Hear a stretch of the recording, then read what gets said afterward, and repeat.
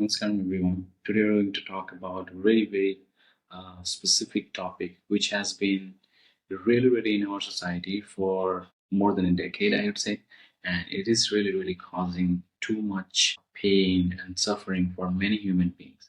And it is one of those chronic diseases which I'm going to talk about today. It's none other than it's cancer. So there could be many scientific name or in medical terminology. I'm not getting to that.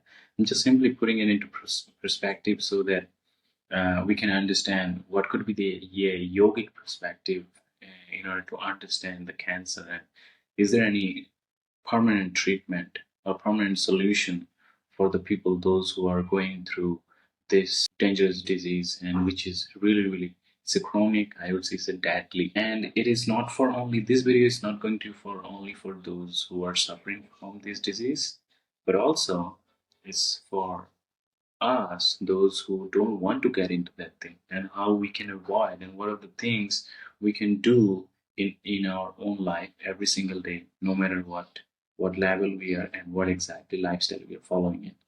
Because so in that entire thing, I'm going to refer the book, a book called Cancer, a Yogic Perspective, which has been written by Sadhguru by Isha Foundation in back in the days in 2015. So I'm going to little bit refer about that book. This book basically it talks about how the ancient yogic tradition, in another word, the Sanatana Dharma, how we have been treating these diseases and how we have been, because this is not something new, it has been in the past as well. Probably the medical terminology and the scientific names were not discovered by then. But it was totally different. But it doesn't mean this is something new. These kind of chronic diseases were also there, but there was, of course, unknown by something else, as you know. So how we can, in order to, so what are the things you can ask me, like kind of roadmap we need to follow, and it's going to help us. So the very first thing we need to understand what is health, because if we don't understand the meaning of health, then we are going to get it completely wrong. Meaning that health, the word came from the whole. Whole means is a complete. So whole is a root word. So essentially, health means having your overall, you know, well balanced in between the your body, mind, and the energy we have. So it's not like only one thing. I'm going to the gym. I'm bulging my muscle. No, it has to be involvement of every single things which I mentioned: mind, body, and energy. Because there is a physical, mental, and spiritual. Three dimensions are there. Even though for most of our spiritual dimension is really close to impossible to access, because we are not leaning into that part. Our lifestyle, the way we are living, has changed significantly in past couple of decades. So I'm not getting into that. For example, how health is related. Why I'm asking this?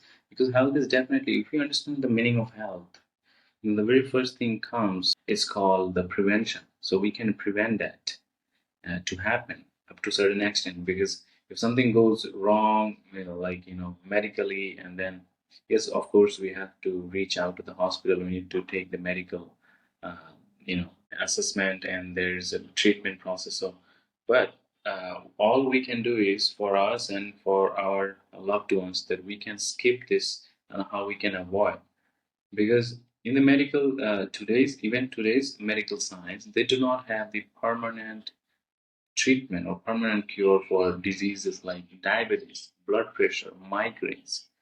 So these are like these diseases are also lifelong diseases, but not chronic that much, the way we have something like cancer.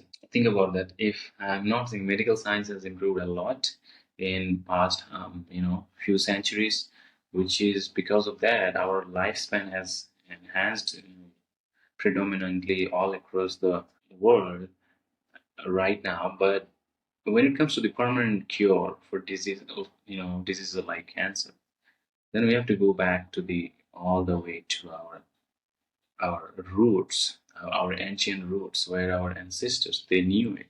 They were really advanced. They're really smart people, and they discovered these things, and they also predicted such kind of times, may come in the future. So because of that, they started writing, the books, the scriptures, and then the ancient, the mythology we have, and then other shastras we have. So in India, basically in Sanatana Dharma, you will find it for every single thing. It starts from the Artha Shastra, then you can go to all the way to Yoga Sutras. Everything has been written down. There was a specific reason our sages, rishis, munis, they have written them down because it's going to be helpful for the upcoming future generation. And because, Shruti and Smriti has to go with, hand in hand. So that's why these proofs or this literature part was also there.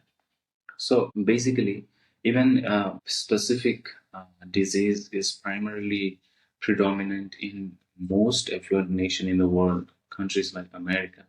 Other countries are also in the queue, but something was really bothering me and lingering in mind was why it has been impacting India in a big way, like diabetes and cancer. These are the two things they're really impacting in a big way.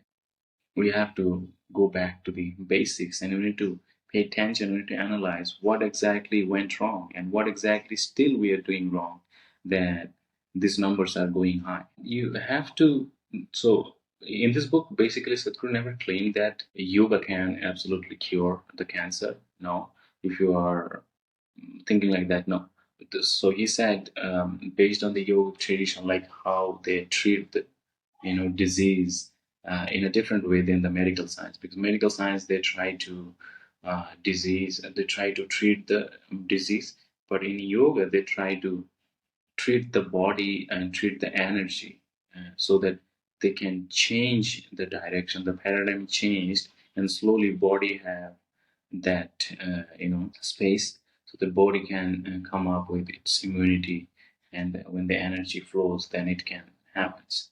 So, of course, next thing comes basically why it happens. So during that, there was an interview with Dr. AC Goodat in conversation with the Duke University of Medical Schools back in the days in 2015, or I guess somewhere. So she has been also significantly contributed to the cancer treatment process. So she had a talk with Guru, and she was asking all these kinds of questions. And then he also,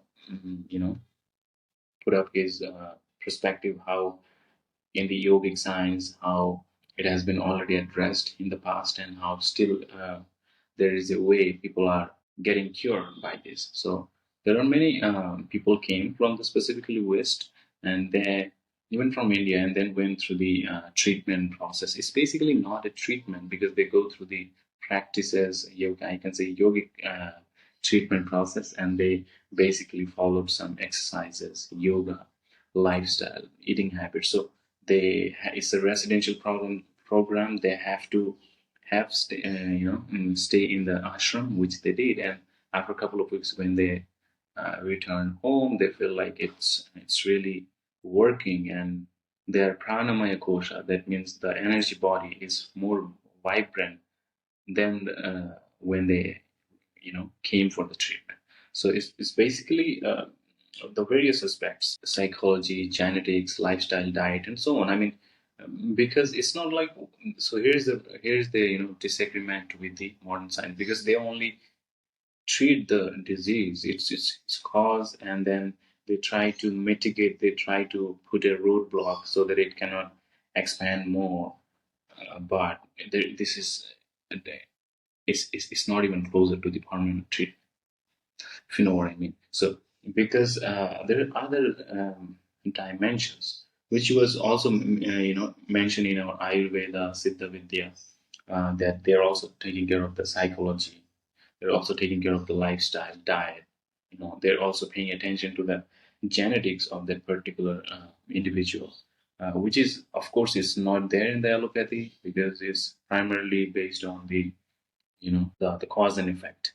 So in yoga, they treat based on the manamaya kosha, pranamaya kosha, and annamaya kosha, vignamaya kosha. These are basically different bodies: energy body, food body, psychological body. So that's why they have a different, the process to follow, so that every single thing it get addressed, and then you get the holistic result when they follow the holistic approach. At the end of the day, yeah, it's not like treating only one single thing and giving the chemotherapy. It's not going to work, because you probably, it's not probably, now it's proven, you are certainly, damaging those good cells at the specific areas in order to kill those cancer cells. So the question arises, why it's even happening in a big way in today's society, all across the world, not in India or America. It's happening everywhere.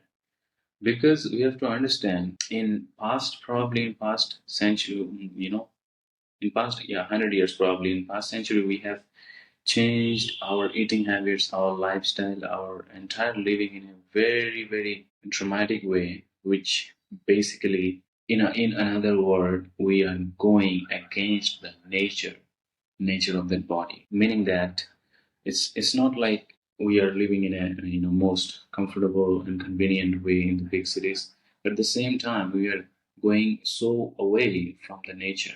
Many of us not even touching the soil in maybe in a month. So think about it, how our body is becoming, is losing so many good benefits. Even though if you can walk barefoot for, a couple of minutes every single day on soil, it's not direct impact. So there are so many, indirect results we get out of it. And it's all about how conscious we are. It's not mumbo jumbo. Many people will feel like superstitions of mumbo jumbo, because they feel like science is happening only in the lab when someone is discovering some medicine or vaccine. It's not. It's way more than that. If you pay attention, if you come to get out of your house, maybe going to a small trail, or maybe looking at the tree, or maybe you have the plants in your house, look at them and try to put your hand inside that flower top you have. So you'll understand that there is so much intelligence more than this my brain in the nature.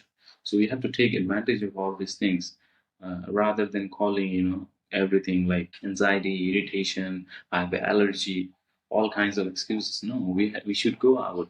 If we expose ourselves more into the nature, then the things we have, these are roadblocks, eventually will try to, these kind of challenges, and we can come up with. So there is a Marcela Lopez. She basically, she was a patient, a cancer patient from America, and then she had a regular visit with her doc, and then she also got connected with the Isha practices. So what happened is, she was suffering from thyroid cancer.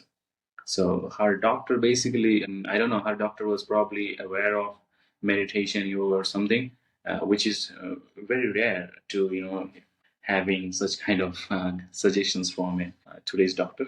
So he said, your cancer is mind cancer, meaning that is less in the body, more in your mind. So what you need, you can give it a break, and you can go through, some meditation, maybe, which can give you some sort of, your body and mind can get relaxed. So I mean, she got connected with the Isha Foundation, and then she went through some Isha practices, and then after that, she came after, I guess, like I said, 2 weeks, and then she she ran her blood test and everything, and then that showed that there is a, globulin level has dropped down very significantly, and her, by saying that, her doc was really, really surprised, and he was so much intrigued about that. He wanted to know how does exactly it happen. And then she said it's meditation. She said it's Isha, Sadhguru. And then I think she had a meeting with Sadhguru, and then, yeah, Doc was also there.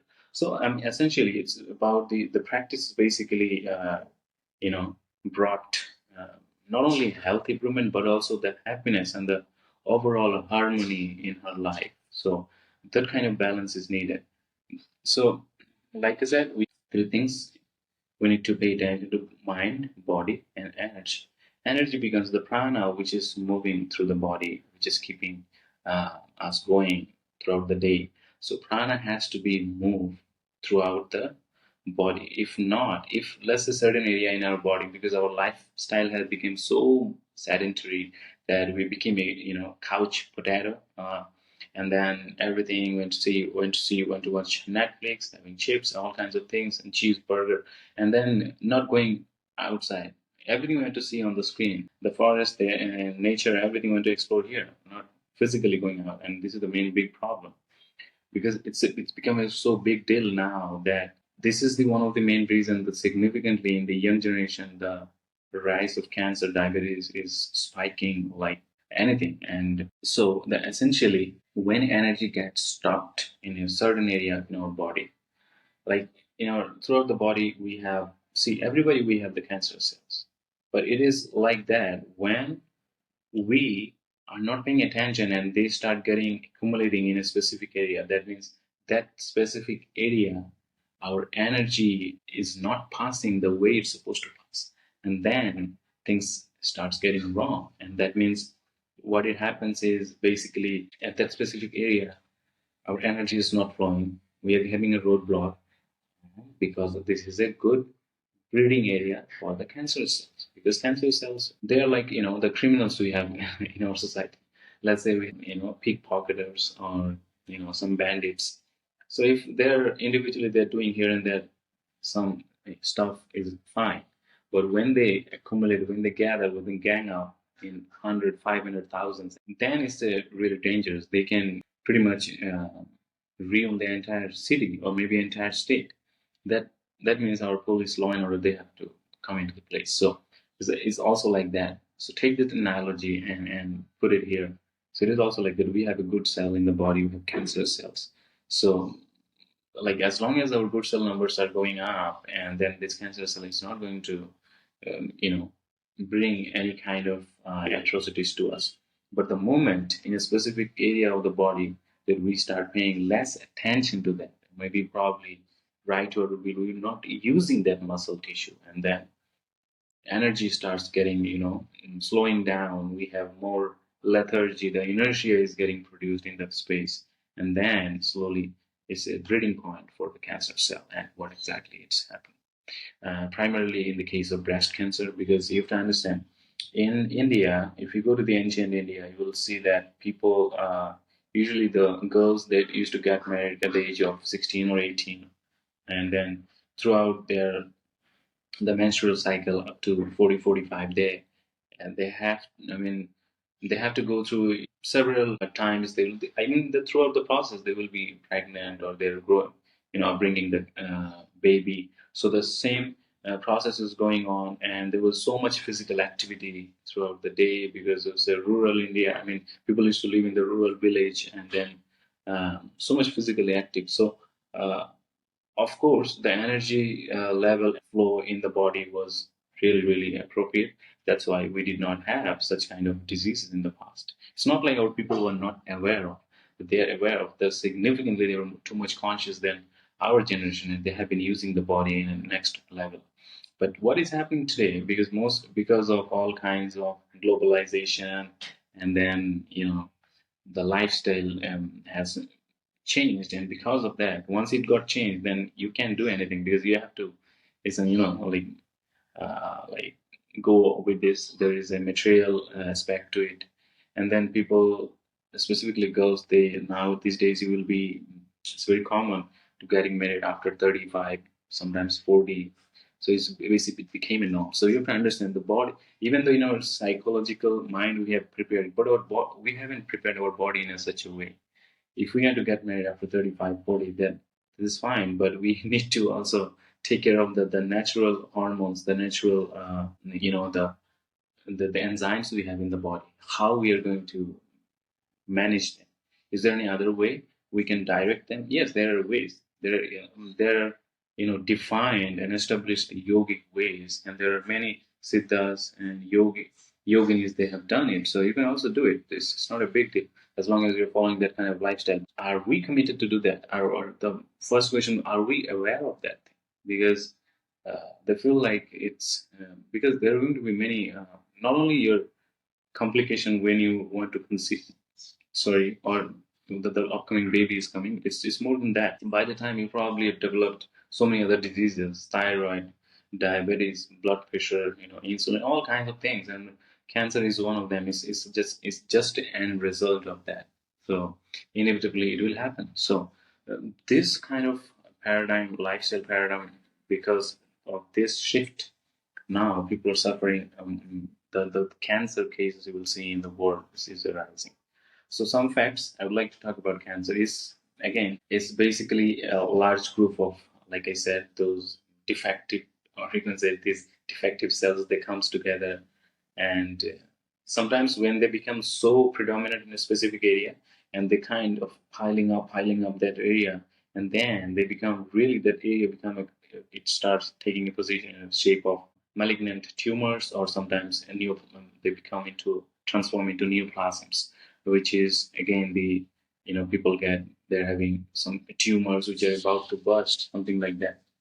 So one of the main reason is like the abnormal cells we have. Like I said, we have a good cell, normal one, and these cancer cell, we can call them abnormal cells. They're calling in medical terms. The rise of these abnormal cells, they grow, certain beyond the boundaries, and which usually causing this kind of atrocities.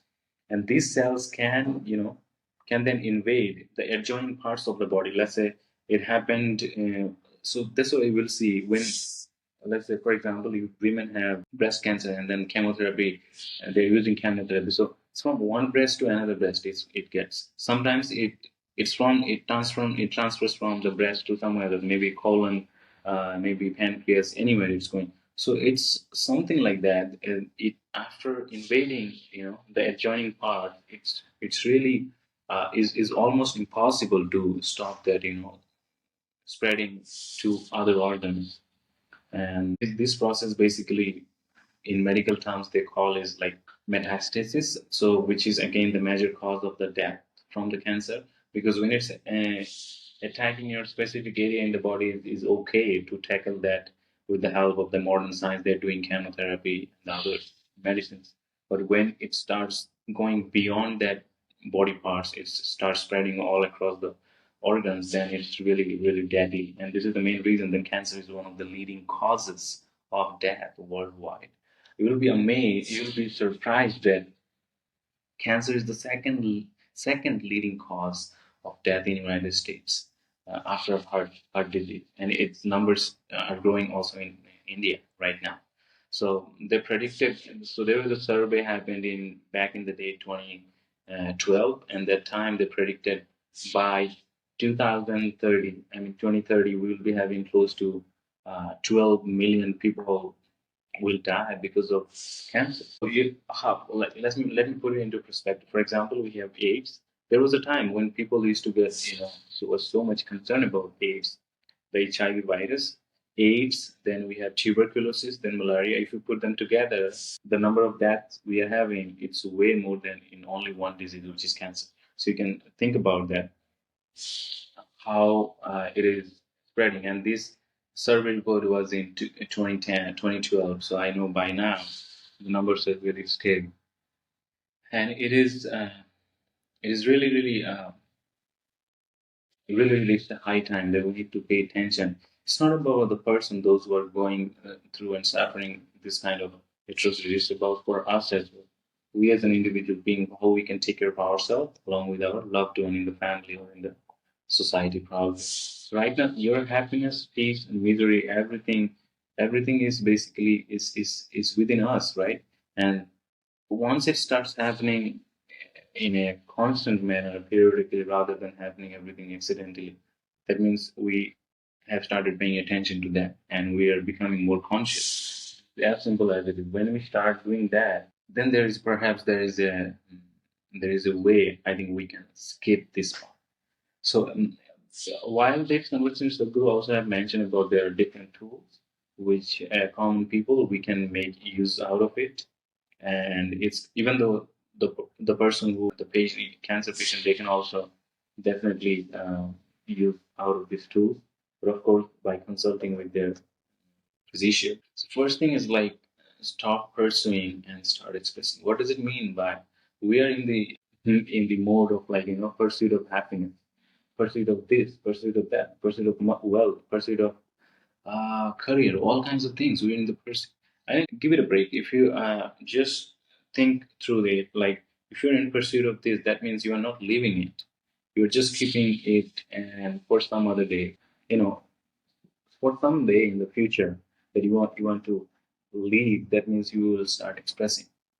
So let me give an analogy. Let's say you're doing your 9 to 5 and you started at the age of 20, 25, and you're doing working your ass off through these 65, probably 60s or mid 60s. You got to retire, and then you're gonna take, okay, I'm gonna take vacation, I'm gonna buy a house, then I'm gonna retire now. Probably I have retired.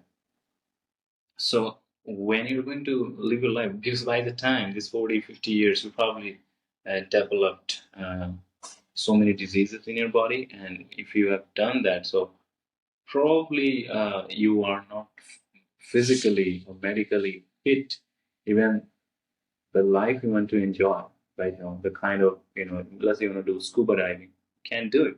If you have a really weak, poor heart, you can't do it. But there are many, people I know, like one of them is Grant Hancock. Is so people call them pseudo archaeologists, but I think he's one of them. He's beating all these so-called archaeologists. Is now in his 70 and he can still do scuba diving, and he has been scuba diving all across the world, specifically in Indian Peninsula, and then in the South American the region as well. So there are many, like there are very less people like him at the age of 70s, 60s. They will be able to do it. So what the analogy is, if you don't express it today, and you're keeping, let's say you saved all your money, like say you made $100 million, sorry, you made a $1 million, let's say, when you retire. $100 million is too much, probably one can make it from the job, and then you want to enjoy that money you want to. So but at the time, if you are already hospitalized, you are already having medical condition, how are you going to enjoy that?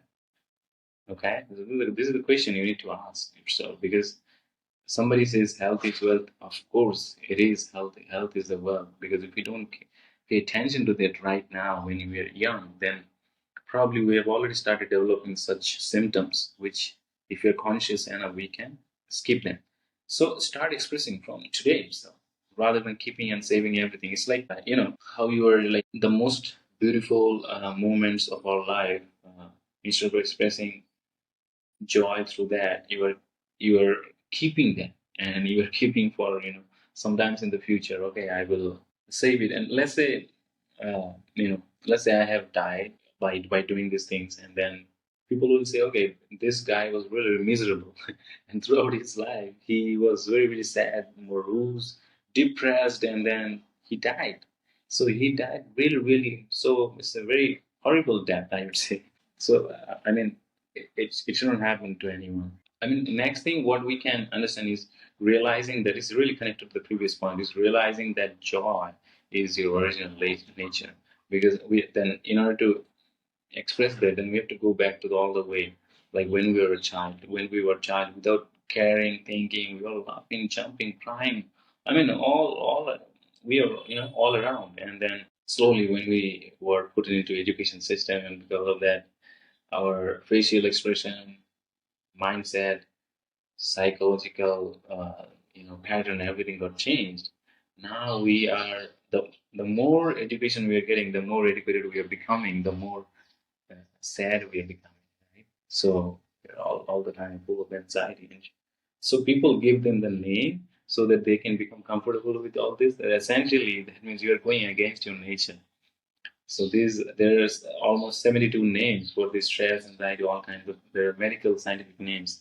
Essentially, these names means that we are becoming so comfortable, and we are getting, social approval that, okay, this is okay to live in a such a, but this is not. Look at the child, his nature. So he's also a human being. So our nature was supposed to be like this, and we were born like this. But after, like I said, all the societal changes, every single action we took just went against us. It seems like next point is like a tool, you can say, seeing that being joyful is our fundamental responsibility. Because if you're not responsible, responsibility, it doesn't mean that physically doing something for someone, for yourself, or for family, for society, country, nation. No, it's probably looking at ourselves and acknowledging that that that I can be responsible even emotionally, in my emotional level. I can also respond to something. Ability to respond, it has to be, there shouldn't be any boundary. It has to be limitless. We can emotionally, at least, being able to respond to something. Something happened in my life in the past. It went wrong. Maybe something happened in your society or something. So it's basically physically, instead of less physical, more psychological, more emotional. So once we take the responsibility, that means living a peaceful life or becoming joyful within me. It's my own responsibility. Once I do that, that means I'm checking this off every single day after waking up. So there is a book on this, like, so it says about the, again, it's about the yogic prospect. So if one individual, can, from since morning, let's say, if he or she can maintain the 22 minutes being in joyful or peaceful state of mind, then it is really really only 24 minutes, and so it's like not 24 hours.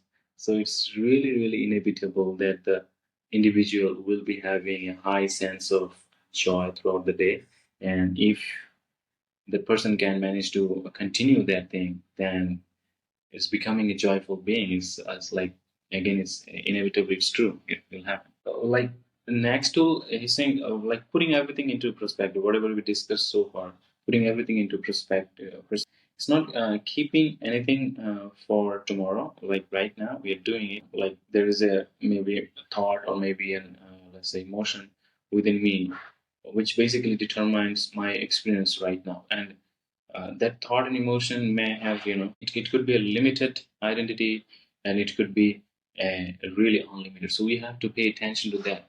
If there is something, limited, self-limiting belief, which can be, self-sabotaging, and rather than that, we can also go to on the flip side. Flip side, there could be a possibility, right? It could, instead of destroying us, it could bring some possibility within us. So we need to pay attention to that. So that's why putting everything into perspective is really, really essential. And seeing that the mind is for what it is. Because, like, when I say my mind, actually is basically, it's not my mind. My mind means the impressions and the situations which we went through since ever since we were born. So like our the five senses we have, the visual apparatus, and then the different phases of life throughout the society, whatever we went through. So these are basically all the informations we have. All these we are calling them as our mind, or like myself. So these are basically accumulation of the information and the impressions that I have gathered. And yes, they are really really useful in order to survive in this physical world, doing something physically in this world. But it has nothing to do with my, when it comes to my mental peace or psychological well-being. So we need to keep that gap, like I said in the beginning: body, mind, energy. So once we have a gap between them, and we can identify, okay, this is mind, this is body, we can keep a little bit gap, and this thing will come how? Through yogic practices, through sadhana. There is no other pill, so that I mean, there is no manufacturing company right now, and so if there was, then you can pop it. No, there's no pill, so you have to do it every single day. And moving from psychological existential to the psychological drama to the existential reality. That means right now we, everything we have made in our mind, and that yes, creation is like that. No, it's like every single day when you're waking up. Let's say you had a bad sleep, but once you wake up, then you have the independence, you have the choice, making this day very very fruitful. Waking up, coming out of the, right after coming out of the bed, rub your hand, like the electrostatic charge you have, put them in your eyes. Then you will feel a little bit relaxed, active. Come out of the bed. If you have a temple inside the house, go there, bow down to the god. Then otherwise, coming out, going, looking at the nature, looking at the trees, anything, and keep that positivity within you. Keep that positivity. That it's not even a positivity. It's that the energy, the emotion within you. That means you, since the beginning of the day, you started, expressing yourself, looking at the sun, bowing down to him, not just feeling that there is a God sitting, no, just bowing down to them because it's the energy, because of that energy we are living. The world is happening. Trees are being able to alive, trees are alive. That is the reason we are alive. So this kind of, this is existential reality. Nothing to do with, it got nothing to do with my psychological drama which I'm manufacturing, whether how much money I have to pay, how much money I have to earn, then my girlfriend, boyfriend, family, husband, wife, all kinds of situations. No, it's nothing to do with them. So just need to understand this suffering, coming out of from this suffering. This is one of the easiest way. Next tool, he has mentioned about the smile. Like I said, when you're waking up early in the morning, coming out of the bed, having a small smile, that smile, keep that smile. I also give the analogy about the 24 minutes being in that state. So if you can maintain that, maybe smiling, keeping that happiness within you for 24 minutes early in the morning, you're doing that, it's going to be inevitably throughout the day for you, only for yourself. Don't think about your family and other ones. No, just fixing myself is very important. Society is accumulation of individuals, right? Individuals, then individual societies coming up in becoming a province, then nation. So it's just, if you go very deep down in the root level, it's just, we're going to deal with the individual, need to just fix the individual. Less After waking up, check up your loved ones, are they alive or not? Because every single day, close to 160 to 200 thousands people are dying naturally. It's a natural death, regardless of age, regardless of the medical condition. They are dying naturally. So if you came out of the bed alive, that's why I said rub it, put this electrostatic charge on your face, coming out, and then check with them if they're also alive. Then this is a good day. Go out, look at the nature, bowing down to the sun. This is definitely a good day.